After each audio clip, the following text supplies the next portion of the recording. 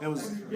I didn't really have any time to tell him anything. It was, hey, yo, Kendall's down. Let's get another guy in, and those guys, like I said, finished off well.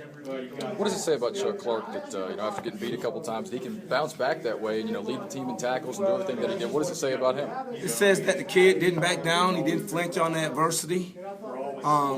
Played his ass off. He trusted himself, believed in himself, and believed in what he was doing from a technique standpoint. And I can't say enough about how he finished that game. Did it seem like Urban and Tom Herman were trying to pick on him out there when they saw him on the field? Maybe so. Maybe. I don't know. They put one of their guys in the slot who's never been in that position. Two normally plays in that position. He made a great catch on Chuck, but I don't know if that was part of their game plan, if they were picking on Chuck. But like I said, he responded after those downfalls and played a hell of a game. I saw your pregame motivational speech to your guys. 40,000 more eyes to see what we're about to do. And when you're talking to guys like Brandon and Kendall before the game, and they know they're going to be on an island for all 4 quarters, what do you say? How do you prepare them for that? That's a big task. Can you say anything to them?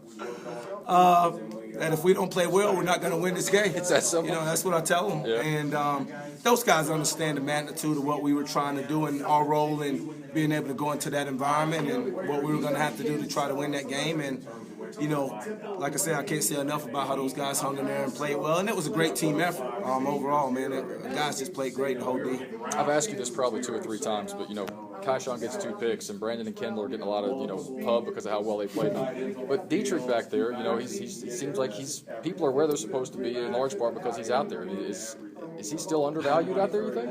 I guess so. I mean, in the media's eyes, I guess maybe he's an underappreciated guy. Not to you, clearly. Yeah. To me, I mean, things don't run smoothly if Bonner's aren't out there.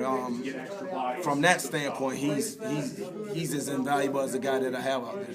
What about this upcoming game? They like to throw the football, and I know they got some decent targets out there. How does the game plan differ from last week to this week? I know you can't give anything away, but well, Urban's scheme is unique, and really ECU's scheme is unique. And us as defensive backs, because they spread you out naturally with 3 and 4 wide receiver sets, we got to play well regardless, because of the scheme dictates that if you don't play well as a defensive back, they're going to have a lot of yards and a lot of points. So both schemes are different in some respects, but they're the same. Thanks, Coach.